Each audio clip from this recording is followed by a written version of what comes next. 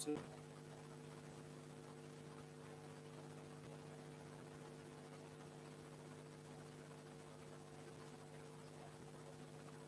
hello, hello, check, check. Hello, mic check.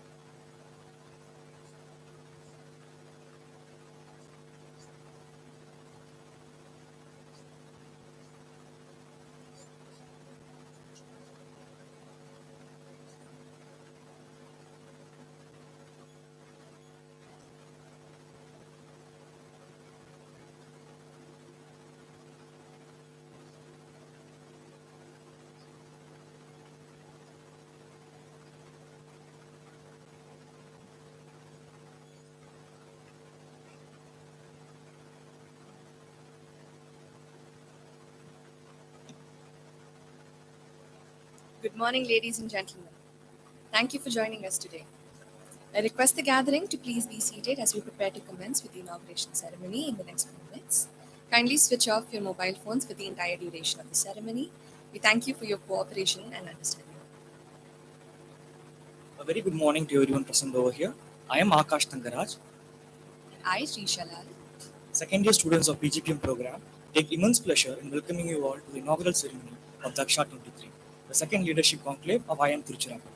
We are honored to have here with us our esteemed chief guest for the day, Thiru R. N. Ravi, Honorable Governor of Tamil Nadu, along with all our eminent speakers and dignitaries for the day. I am Tiruchi is delighted to have you all be here with us. We would also like to extend a very warm welcome to our revered director, Dr. Pawan Kumar Singh, our respected faculty, staff, students, and all other members of the IIM Trichy fraternity who have joined us today. I request you all to rise for the national anthem, followed by Tamil Taiwan.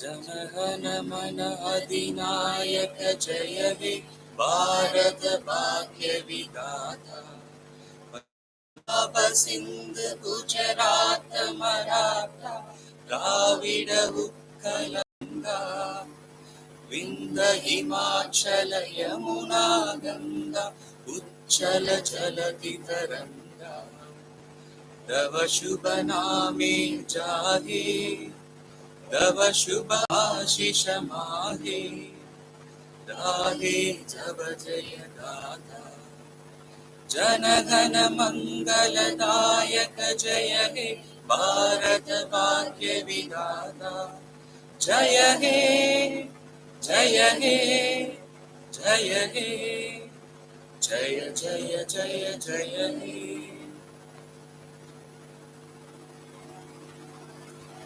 நீராறும் கடலுடுத்த நிலமடந்தை கெளிலொழுகும் சீராறும் வதனமென திகழ்பரத கண்டமிதில் தெக்கணமும் அதில் சிறந்த திராவிடனல் திருநாடும் தக்க சிறு பிறை நுதலும் தரித்தனரும் திலகமுமே அத்திலக வாசனை போல் அனைத்துலகும் இன்பமுற எத்திசையும் புகழ் மணக்க இருந்த பெரும் தமிழனங்கே தமிழனங்கே உன் சீரிலமை திறம்பியந்து செயல் மறந்து வாழ்த்துதுமே வாழ்த்துதுமே வாழ்த்துதுமே.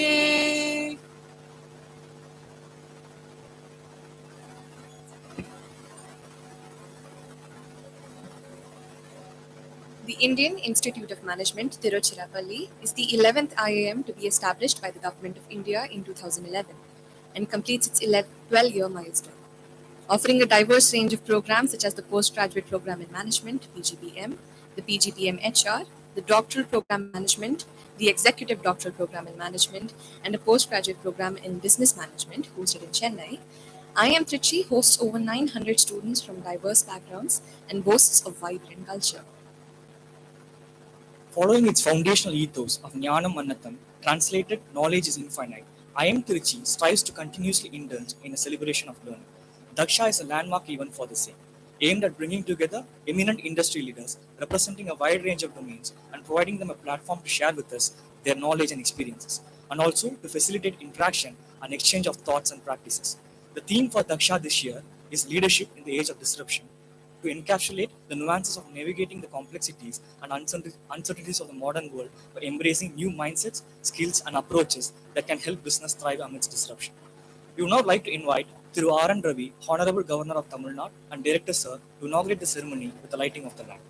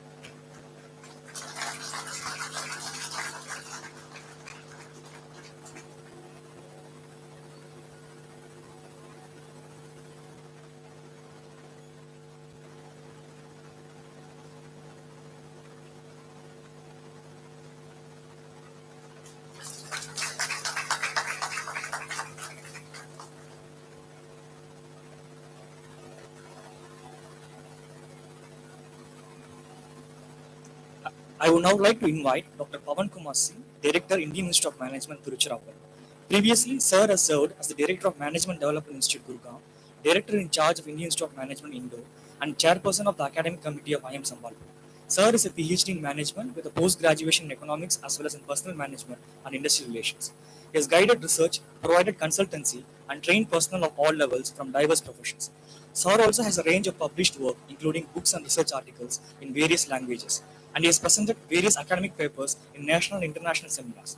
We would now like to request Sir to address the gathering.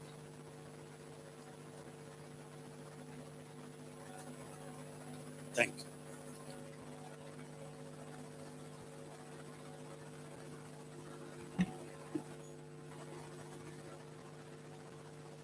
Namaskar, Vanakkam, good morning.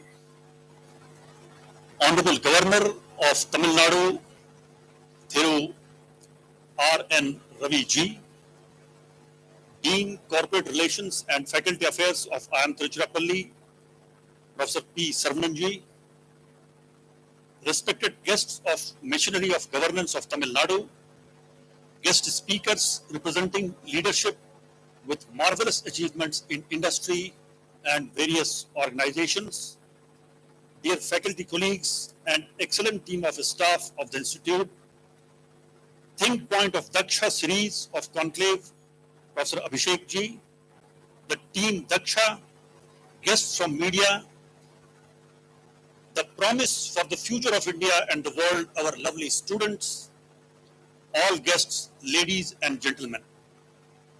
It is our honor having received Honorable Governor of our beautiful state, Tamil Nadu, in our promising campus, having dynamism in action within the self. The Indian Institute of Management, Tiruchirappalli, founded in 2011 under the auspices of Ministry of Education, Government of India. The Institute has flourished by placing a strong emphasis on achieving excellence and fostering meaningful partnership with the corporate sector. The commitment to quality has earned IIM Tiruchirappalli the prestigious accreditation from the Association of MBAs.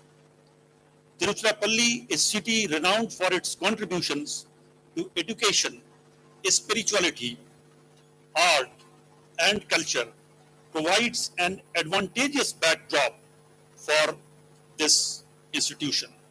The institute is able to leverage the city's rich culture and educational environment to its advantage.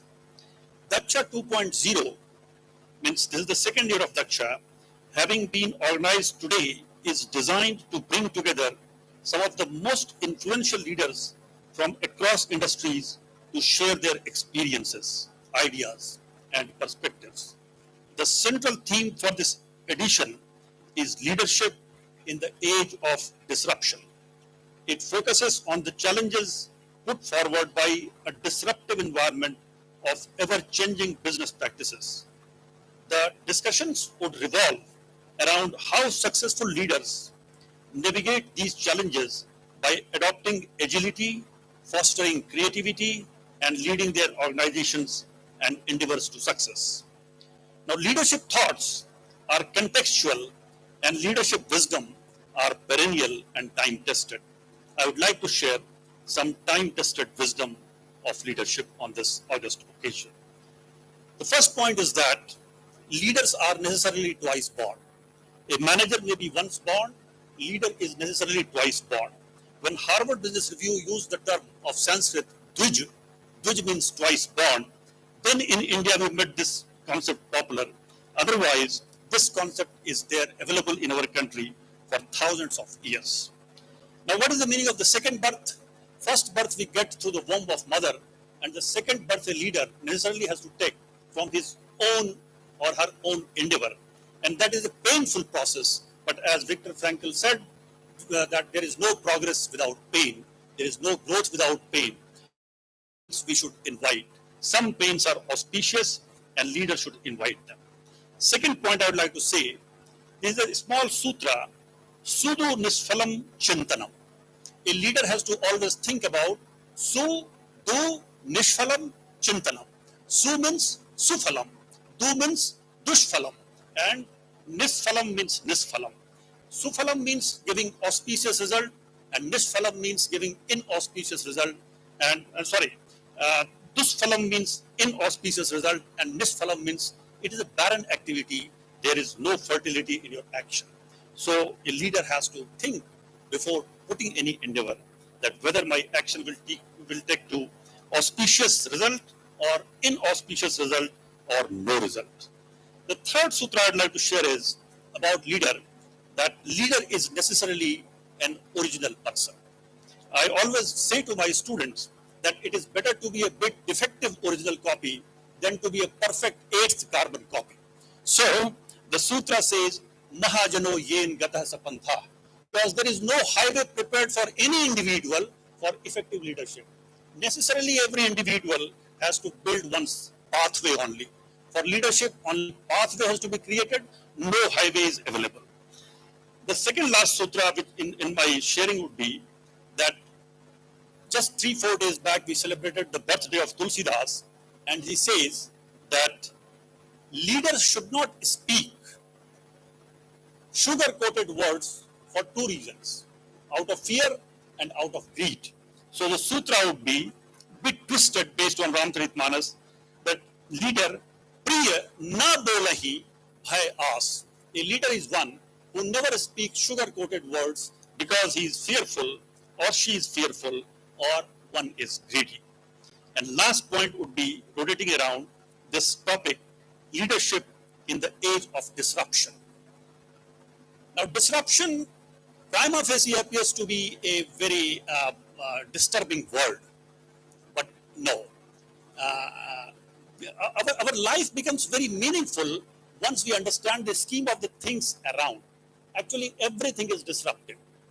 In 7 years, our 35 trillion cells of the body get changed. And actually, we acquire new body at the cycle of 7 years. So every day, millions of cells are changing in your physical body. And we are not the same person now who entered in this room at 10 o'clock. So many changes have taken place. Disruption is going on. Brahma, Vishnu, Mahesh, Brahma the creator, Vishnu the nurturer, and Mahesh the creative destructor. Actually, these all three are a phenomenon which is happening at the same point of time. These all three are not different concepts. So disruption basically is the way, the scheme of things. Once we accept it, either in context of organization or in context of any endeavor, or in context of society or life, perhaps we settle to these issues. Long back, 2,600 years back, Gautam Buddha said, Sabbe Sankhara Anichati, Yaya Payaya Pashyati. In this Pali-based sutra, it is said, Yaya Payaya, Payaya means Pragya, Pashyati means jo dekhta hai, one who is able to visualize through his wisdom eyes, finds that Sabbe Sankhara Anichati. Every momentum that we are getting in this life upon ourselves or on others, they are all ephemeral. So this sutra, India taught to entire world. So these are some of the perennial wisdom sutra of leadership I felt I should share with my students especially. So on this occasion, we all welcome with our open heart and great enthusiasm through our Honorable Governor, through R.N. Raviji. Thank you, sir, for coming here and taking all troubles to be with us today. Thank you very much.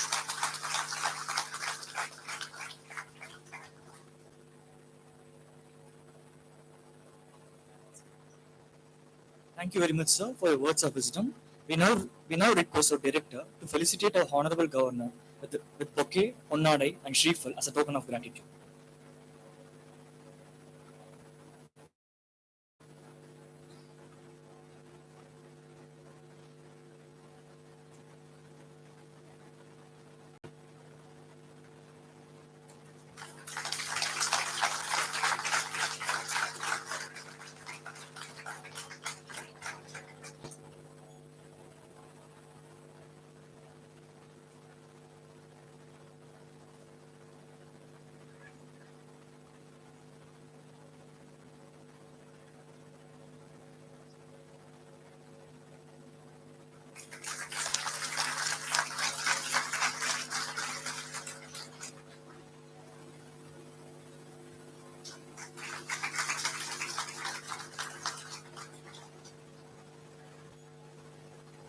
Thank you, sir.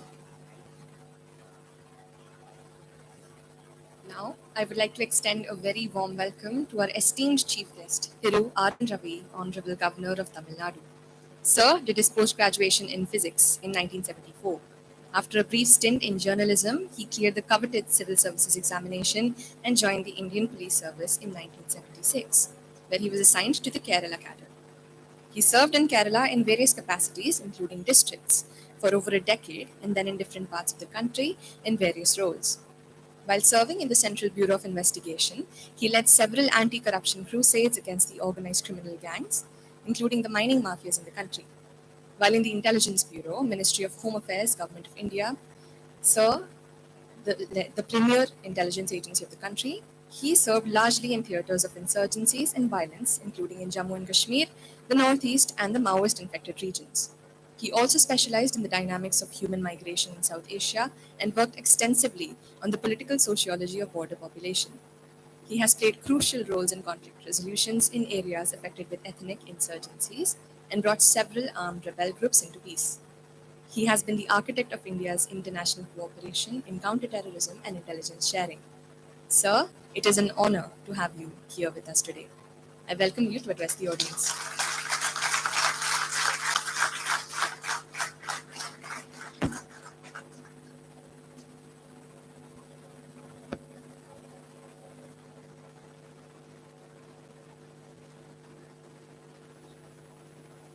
Respected Dr. Pawan Kumar Singh, Director, IIM, Dr. Sravanan P, Chairperson, Corporate Relations, faculty members, leaders of industries,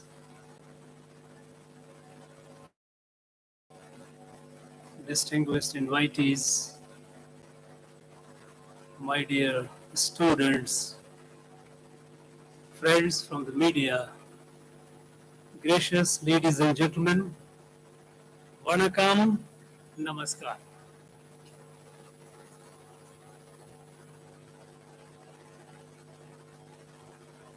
To be with the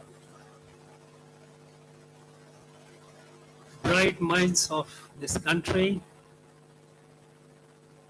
perhaps the best among the best in the world, young, looking forward to an adventurous future,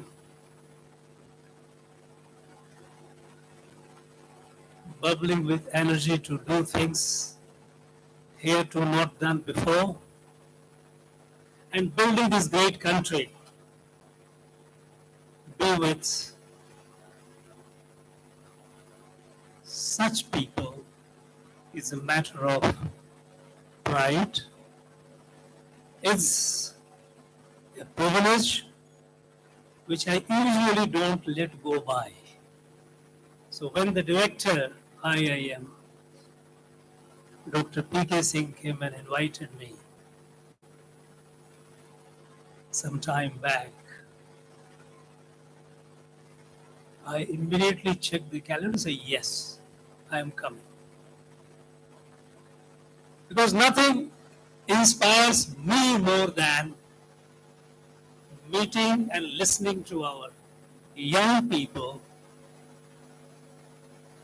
listening to their aspirations, also their anxieties, their dreams, and at times also their frustrations. That helps me in understanding where we are heading to. Because the fact is there is a generation gap between me and you all. So to get to know. Friends, we know that our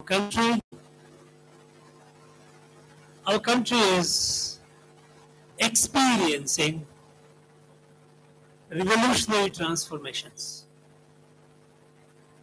Transformations at the speed and scale not known before. It is palpable in the air. You can feel it.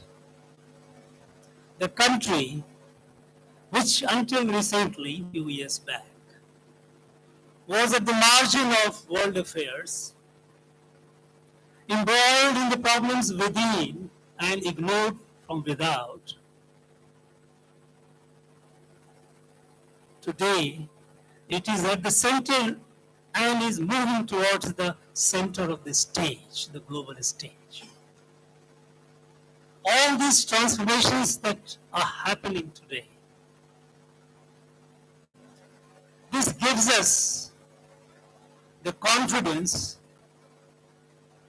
that we will be able to fulfill our resolve to meet the nation's destiny, that in the next 24 years, by the time the country would be celebrating centenary of independence, India would be a fully developed country, a self-reliant country, a country which would be able to be a decisive force for the good of the world, the good of the humanity. It's not far off. It's something that you all, my young friends, in the next 2.5 decades, when you will be at the helm of affairs, wherever you be, of course, some of you would be even before that, you take a pause and answer a question. But I'm posing it today before you. And the question is that each one of you will answer for yourself, what did I do for this country to make it great, make it fulfill its destiny? Friends,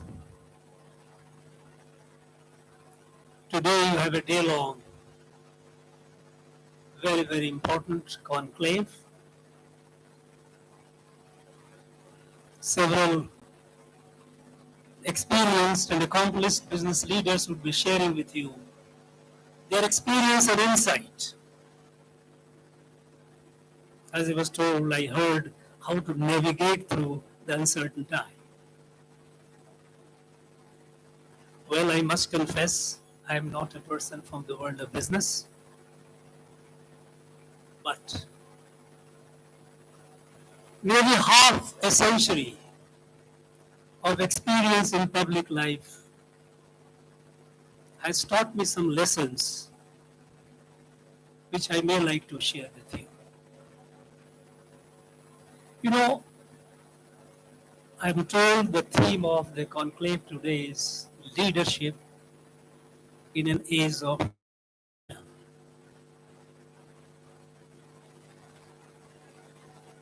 disruptions.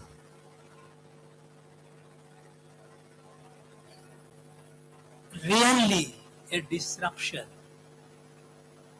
is a pure accident.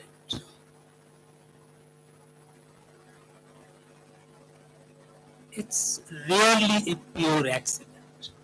Invariably, any disruption, it casts its shadow, howsoever faint that shadow may be, but it is visible to a discerning eye. A disruption, subtle it may be, it is audible to a discerning ear. The question is, are you alert enough to see and listen to that shadow and the footsteps? If you are, you don't get overwhelmed by disruption. Disruption doesn't overawe you. In fact, you are prepared for it. And then, instead of disruption overawing you or riding over you, you are able to steer its course. You are able to ride over it. Now, I'm sure you have numerous examples, illustrations, and experienced leaders of the business will share those experiences with you, and your faculty must have shared those with you already. But if you look at some examples,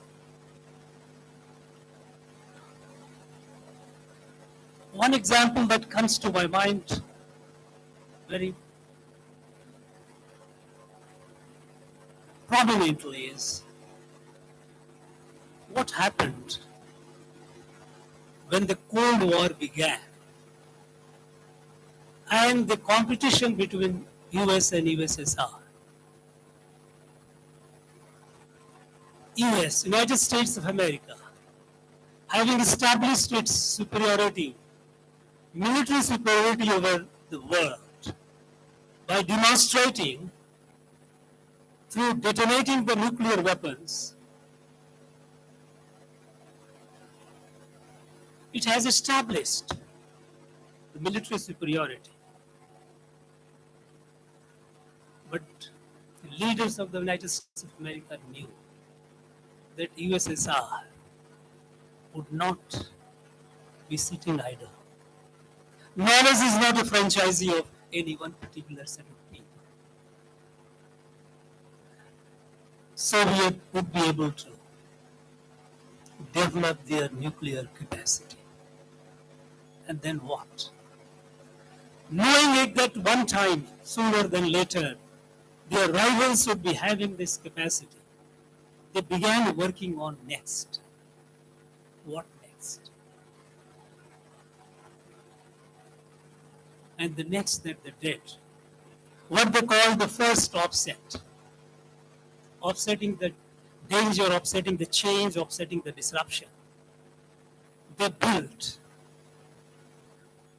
high-speed bombers and missiles to deliver the bomb to the enemy destination before the enemy could deliver it. So even when the USSR got the bomb, Americans developed the capacity to deliver the bomb faster than the Soviets, and that maintained the lead. Having maintained the lead, they realized that this knowledge too would not be with them forever. Russians would get it, Soviets would get it. So they started working on the next before Russian got it. That's what they did. And what they called second offset. ICT, Information Communication Technology, that is instant, shooter to sensor, instant delivery.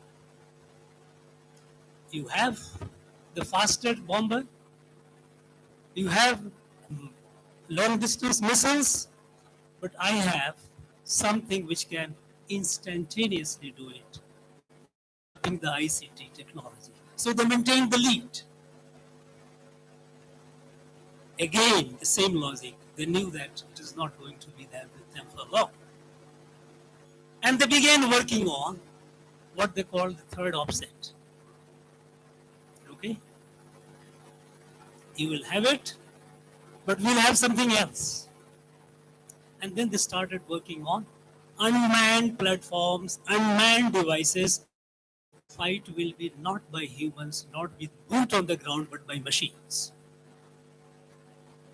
And this way, they kept themselves what we usually call ahead of the curve.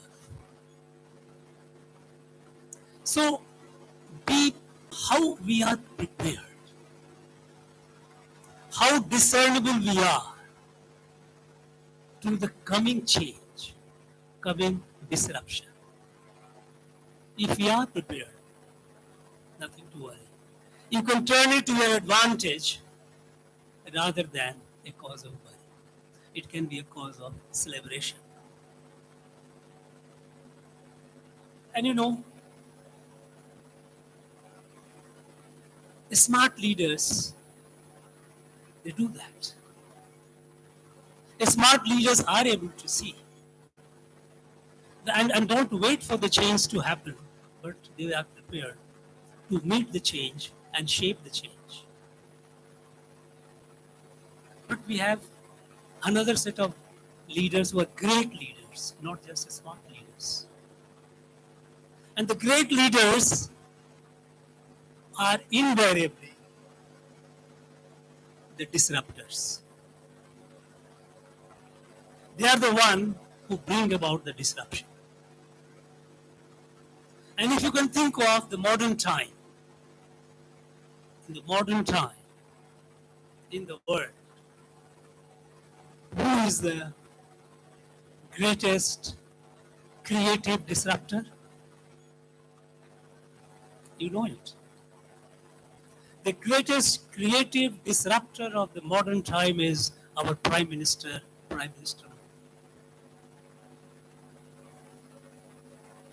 And what did he do?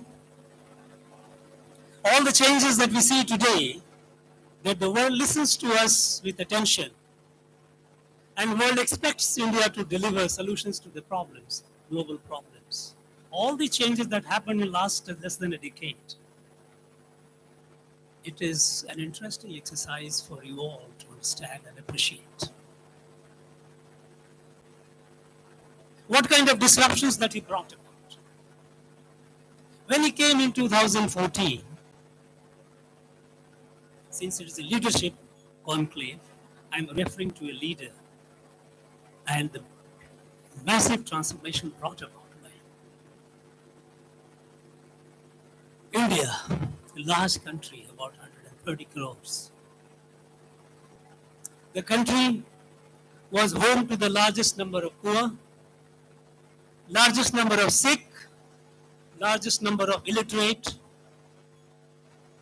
largest number of villages and places unconnected, large millions of homes not having electricity, and millions homeless. That was the fact.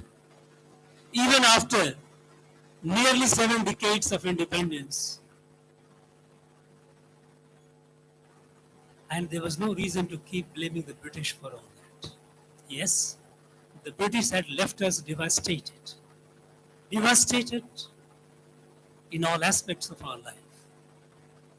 But if it took 70 years and still we were the home to the largest number of poor, sick, illiterate, unconnected, then there was something wrong. Something wrong in the way we were dealing with these problems. The countries which were behind us, they left us behind. We kept addressing the problems, and problems kept multiplying. We couldn't address it. So what disruption he brought in? First he did abolish the Planning Commission. When the Planning Commission was abolished, there was an impression all around, hue and cry, heaven was going to collapse. This man coming from a province, a state, knows nothing about how large is this country, how diverse, complex is the country, without planning. How could a country progress? That was the usual prevailing theme. But what did the Planning Commission do? The point is, if the Planning Commission, which has been trying to eradicate poverty, eradicate illiteracy, ensure health care to all, if it could not deliver it in over 6 decades, was it not worth looking at it? Its very raison d'etre.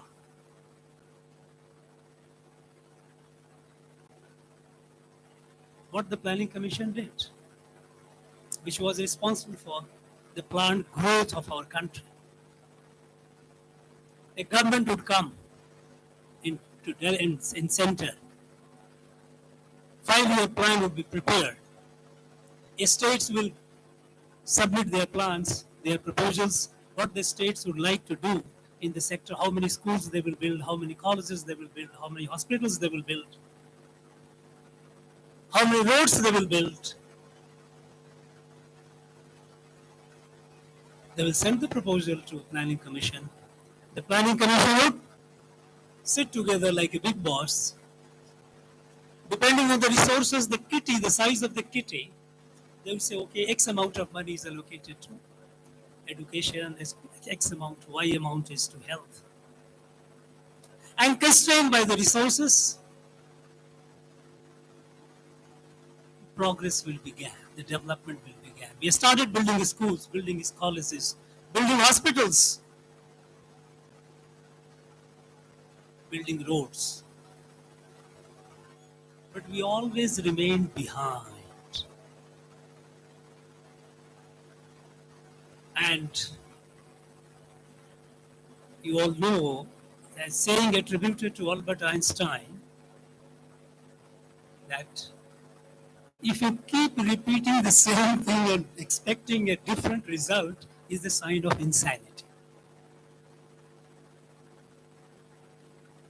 What is it?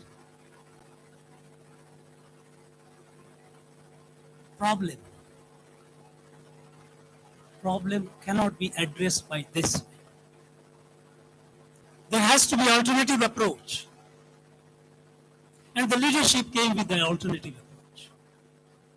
And the alternative approach was, don't address the problem piecemeal, incrementally, address the problem holistically. Confront, catch the bull by the horn.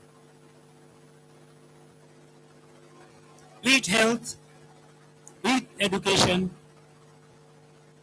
be it building home for the homeless, be it building road, be it power generation, holistically.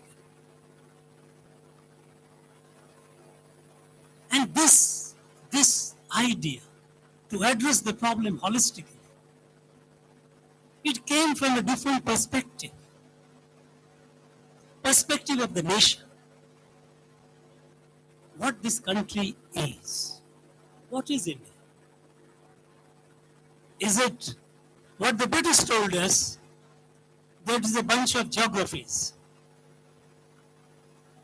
At the time when the British were leaving, and they were leaving behind about 600 independent countries within India.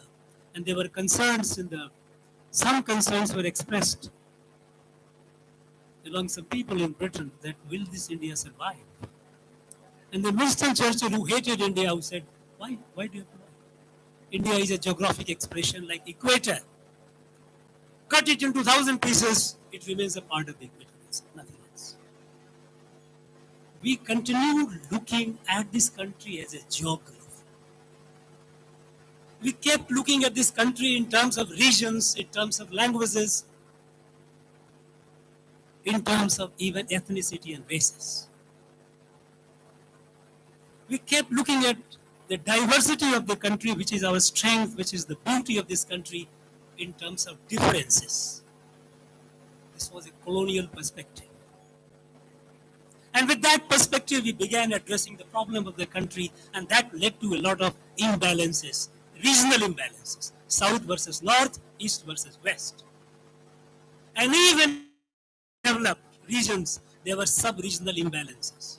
That is why in a developed states, also we have pockets of dire poverty. It was a Darwinian model of development. It was a development based on a perspective of a country as a geography. It was that sense of geography that when the Chinese occupied a large part of our territory, and when Pakistani captured a part of Jammu and Kashmir, when Chinese captured, and when India was angry and anger was expressed in the parliament, the then Prime Minister said, that rocky desert, not a blade of grass grows there. To mitigate our sense of hurt, the sense of loss. Okay, we have lost it, but nothing much to worry about. That area is not productive. Looking this country in terms of geography as a territory. When you look at the country as a territory, territory is transactional. You can buy and sell. This country is not a geography, is not a territory. This country is a family. This family which has emerged over several thousand years through culture and civilizational evolution. That is why when something happens in one part of the country, the other part feels the pain. When in 1905, when in Bengal, communal partition they did, uprising was in Tamil Nadu. People here some people took up arms, some people came out in the street. Great people. V.O. Chidambaram Pillai, Mahakavi, Bharati, numerous. At the time, one could ask, it was a Madras presidency, that was a Bengal. And partition of Bengal, why should people of Tamil Nadu get upset about it? But they did. They did, the whole country felt it. And the result was, a few years later, they had to undo the partition. This country as a family, look at it as a family. And when you look at it as a family, you cannot say that if I have certain numbers in my family members, someone is sick, I will take only the health care of a few, not others. Some members of my family can remain illiterate, I will educate a few. When you look at the country as a family, the problem of one becomes the problem of all. And so the problems have to be addressed holistically, comprehensively. That is how he started addressing all these problems as if the problem is of the entire nation, not suffering the barrier of 5-year or 2-year and 10-year plan. At the time, many people thought it would take a long time. Who the hell are you? How can you see that? Do you think you will be there beyond 5 years? The question is this 5-year vision. The 5-year vision that my country, I have to do it, it's such a narrow political vision. It's a power-centric vision. It's not a vision for the welfare of the country. In fact, you must have heard in your leadership courses a great person, Lee Kuan Yew. Lee Kuan Yew, who transformed the fishing hamlet, a great keen observer of India. And at the time when the entire South and Southeast Asia was getting liberated, all these countries were looking at India with a great expectation how India would be, because India had the heft, potential heft. But Lee Kuan Yew, who visited India time and again, he was disappointed. He said, no, India cannot grow. And he expressed it publicly. After emergency, when he met the then Prime Minister, during emergency in fact, and he advised, Mr. Prime Minister, Madam Prime Minister, your country, you are a bold leader. A person a leader who can impose emergency on such a large country has to have the guts. Now, to display that guts in your economic transformation. Because your country, all of you have been spending 1 rupee while earning 50 paise. Is it sustainable? It is not sustainable. Please change it. And then he got a response, no, in India it is not possible. India can be governed only this way. And then he said, if such a bold leader cannot have the courage to take a bold decision, there is no future. He says, India may be a military power, but India shall never be an economic power. The verdict, a forecast that Lee Kuan Yew did about it.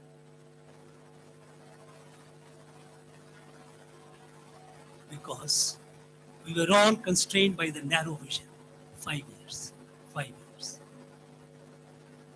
Not a long-term vision. We all know that we had a big problem in our country. And problem was leakage, corruption.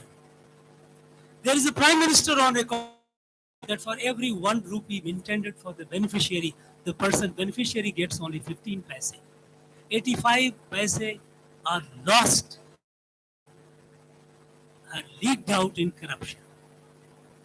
Now, if this corruption could be plucked, imagine, it would have a wonderful result. So what the leadership did?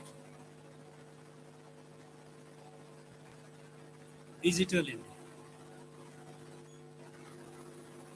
At the time, people were not very serious about it. People thought that how could a person in the remote village, illiterate person, could handle a digital device and could be digitally literate. But the Digital India initiative and every household to have a bank account, Jan Dhan bank account. And today you might have read in the newspaper that our country, we have crossed over 500 million accounts. Every household has at least one bank account. And of course, the good news is that 56% of them are female, women accounts. They are the account holders. Now, this Jan Dhan account and digital did the magic transformation. Today, people don't talk about leakage of direct benefits. When direct benefit transfer happens, it happens on a button and it reaches the beneficiary. When millions and millions of farmers, they get their intended benefit, at that particular time, everyone gets in the bank account. The problem of leakage was addressed. How? Thinking it differently. If you think in the same conventional mode, using the bureaucracy, using the same instrument of governance, and try to deliver goods and eradicate poverty, it will not be eradicated. Poverty has to be addressed wholesomely, comprehensively, and through instruments other than conventional instruments. And then this jam trinity, as we call it today, Jan Dhan accounts, Aadhaar and mobile, it is doing the wonders. Today,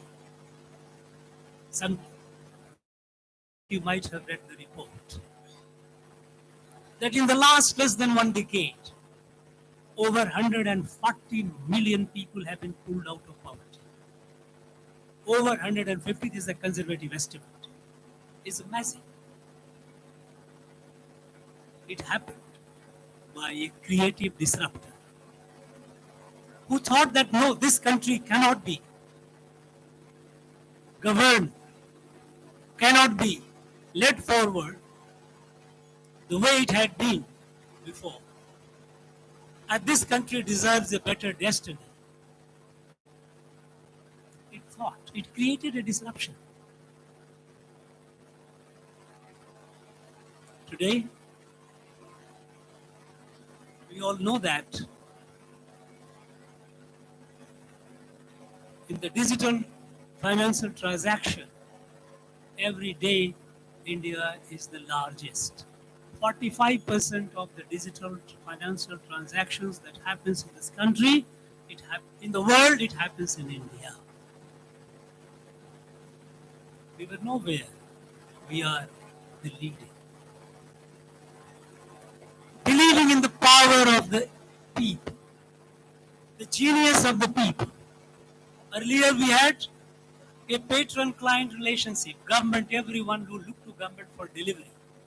Government was the sole proprietor of change or development. They used to look upon the private sector's private initiative with suspicion.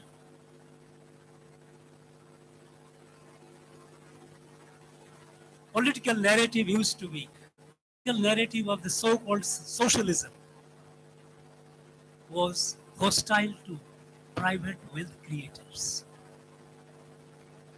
knowing fully well that you need wealth for the growth, and the government alone could not do that. That paradigm changed. That paradigm was broken.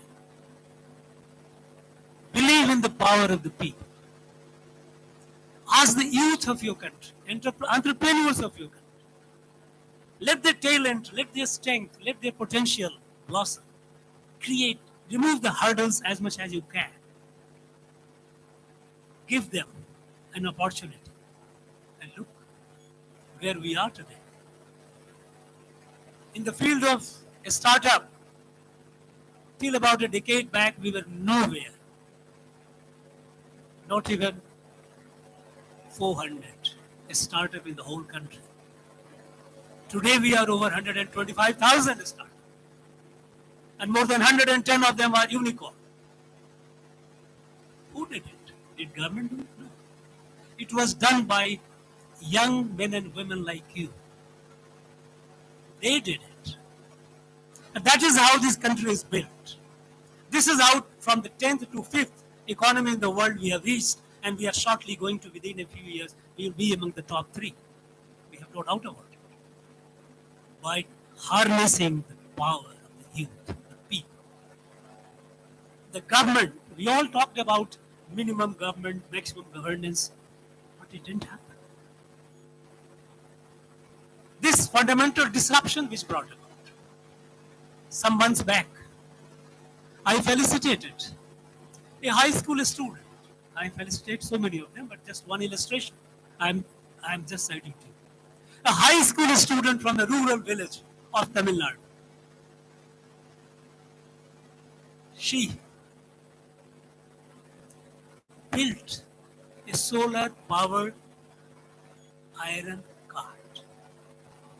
You know, we go in towns, cities, streets, you have people doing the ironing.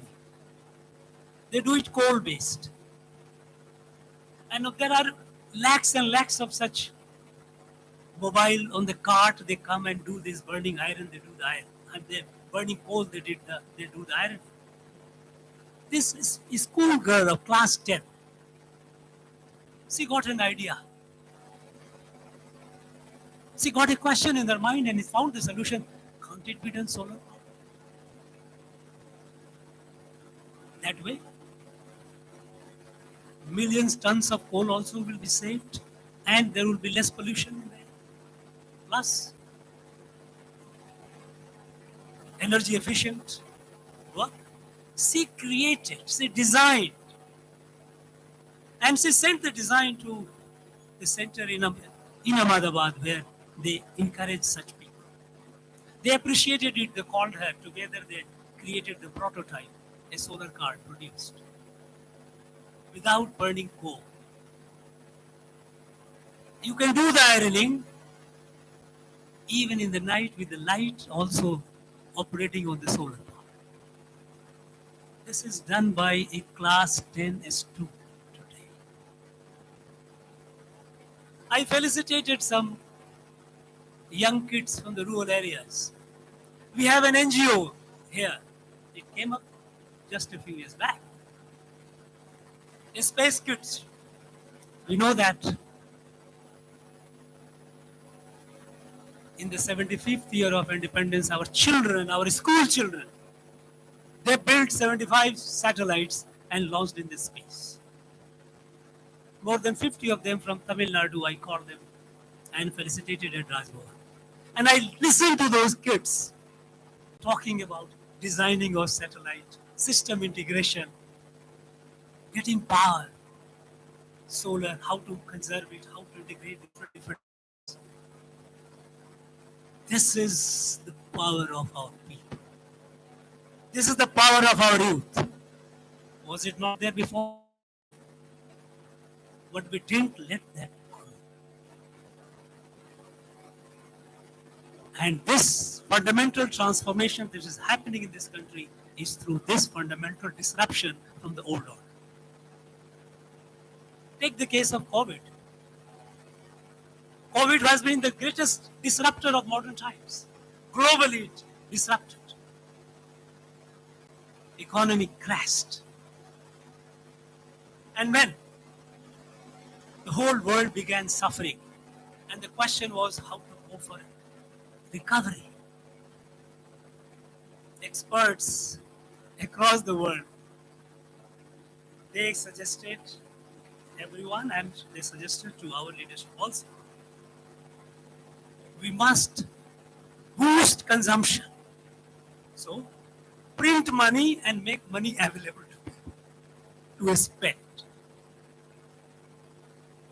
Many countries did that. And where are they today?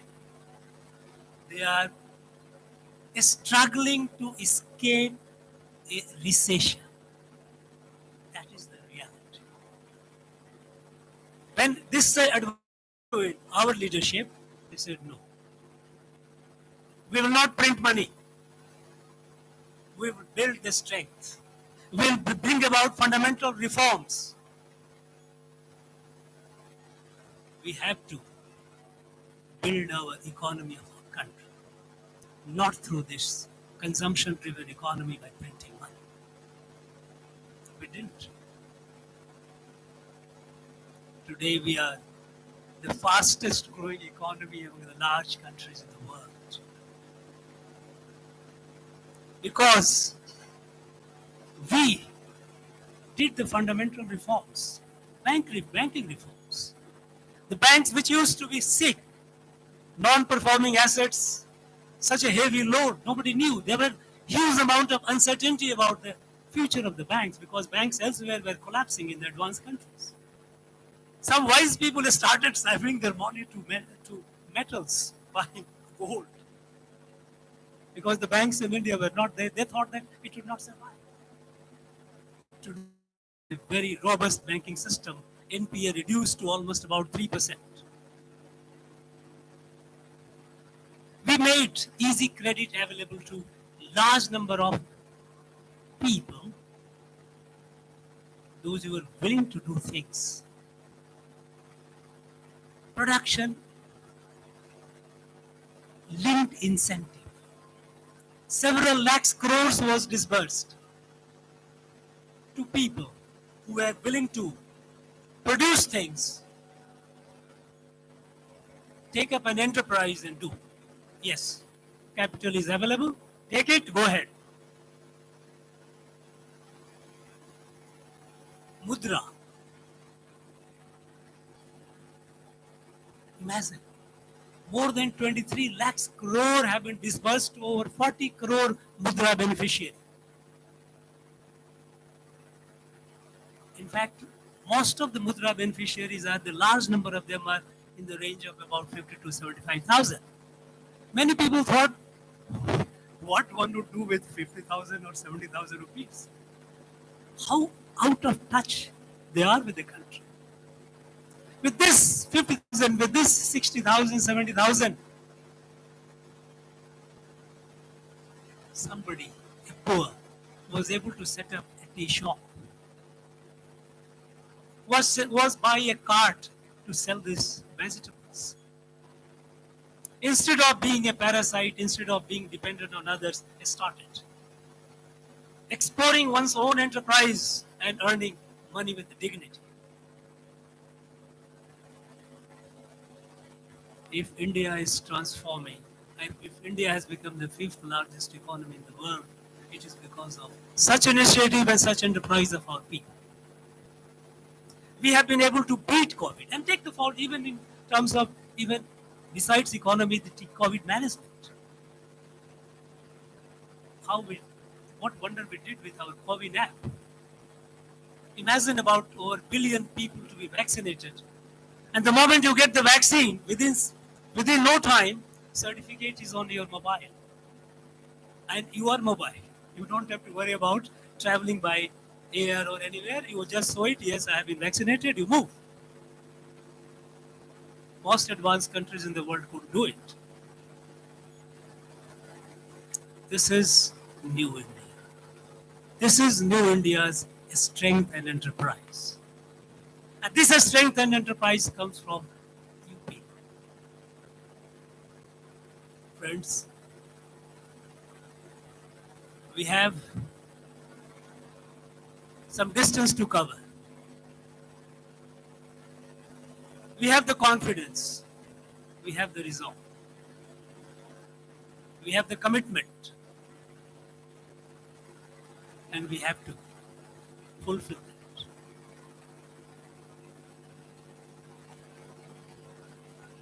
Think of something in life.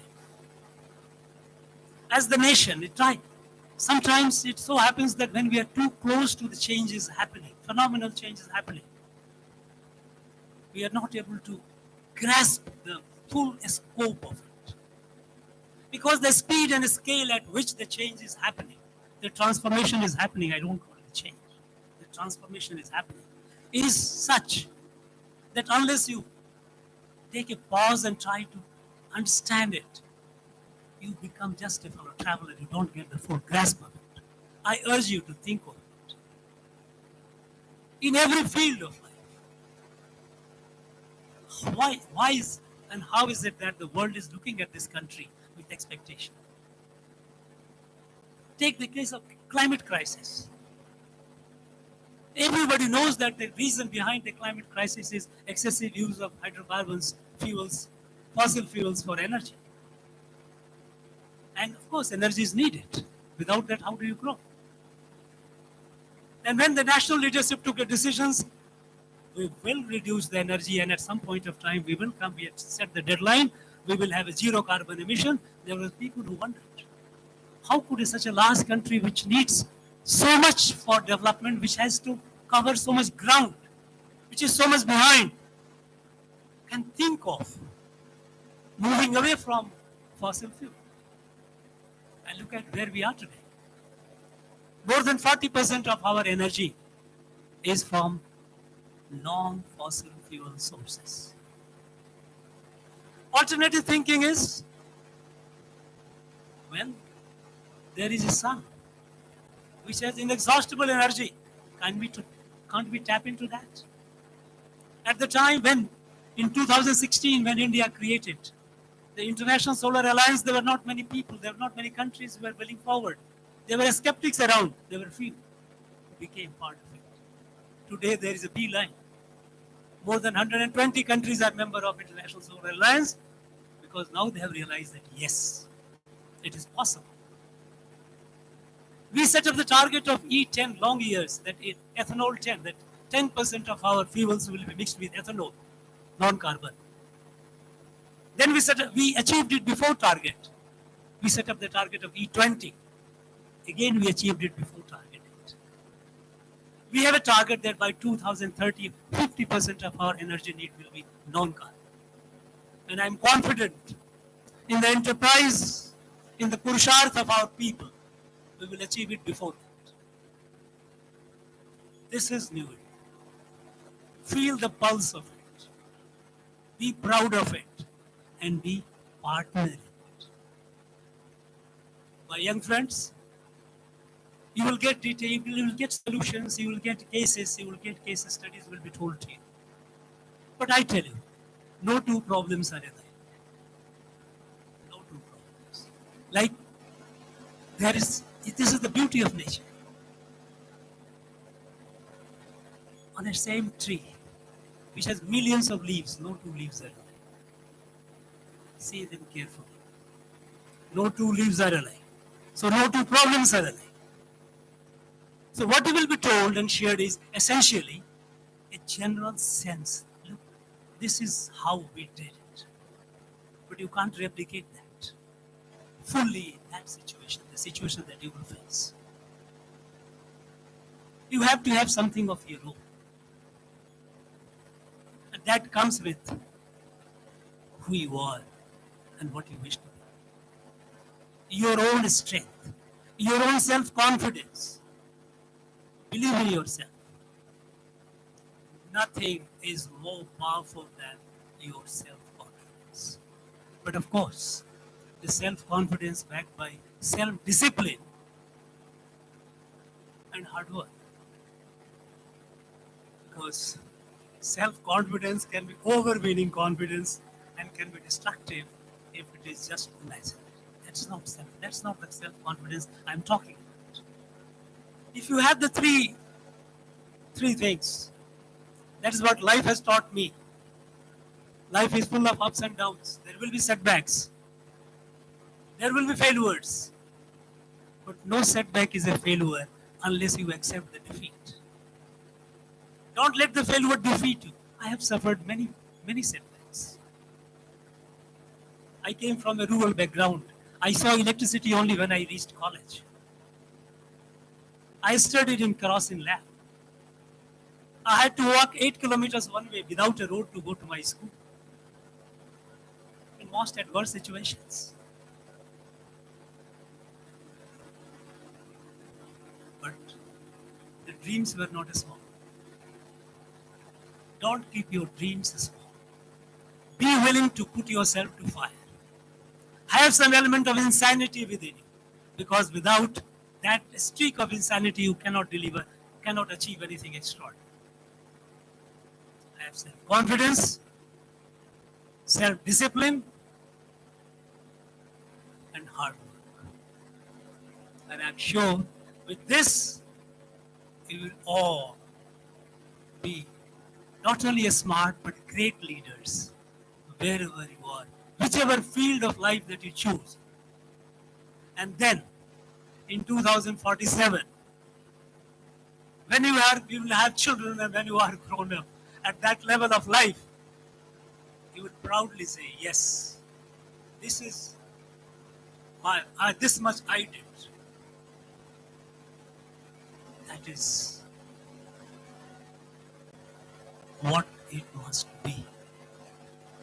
Friends, I wish the day-long conclave all the very best. Make the best use of it. Keep your spirit high. Thank you very much. Jai Hind. Jai Bharat.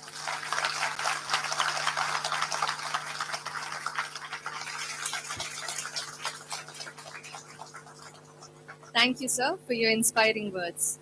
I now invite the director to please present a report on ease of doing business and the state of entrepreneurship in Tamil Nadu to the Honorable Governor of Tamil Nadu.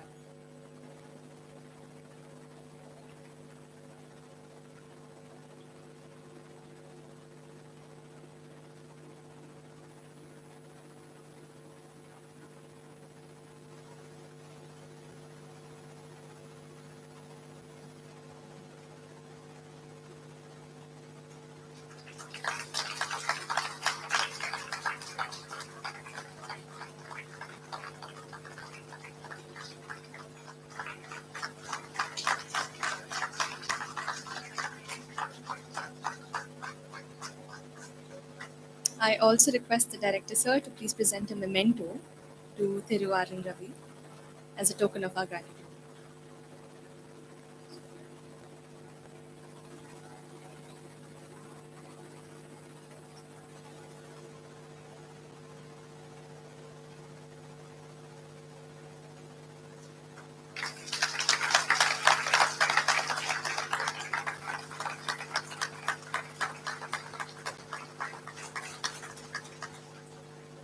Thank you, sirs. We would now like to invite Professor Abhishek Totavar to propose the vote of thanks.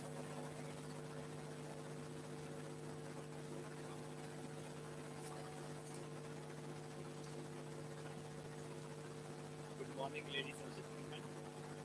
At the onset of the second edition of the Leadership Conclave lecture, I take this opportunity to thank the Honorable Governor of Tamil Nadu, Guru R.N. Ravi, for taking time to grace this commencement ceremony. Sir, reminiscent of the theme of this year's conclave is leadership in the age of disruption, your address has been a revelation of lessons on leadership in a perpetually high-stake environment. As we geared for a day filled with spirited engagement between the students and the eminent leaders of the business, on behalf of the director and all members of I Am Trichy family, I convey my sincere gratitude to you for sharing some of the fascinating insights and words of inspiration. Thank you, sir.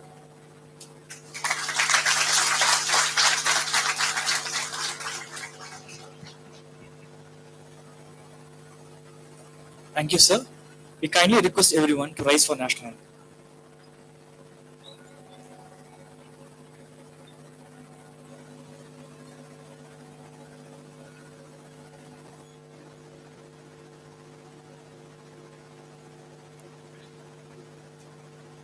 जनगण मन अधिनायक जय हे भारत भाग्य विधाता पंजाब सिंध गुजरात मराठा द्राविड उत्कल बंगा हिमाचल यमुना गंगा उच्चल जलधि तरंगा तव शुभ नामे जागे तव शुभ आशीष मागे आहे तव जय गाथा न मंगलदायक जय हे भारत भाग्य विधाता जय हे जय हे जय हे जय जय जय जय हे.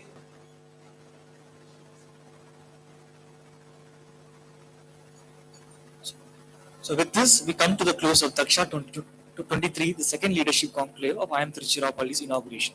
Once again, we thank everyone for taking time out to join us today and making this a memorable event. Tea and coffee are served outside the venue. Thank you, everyone.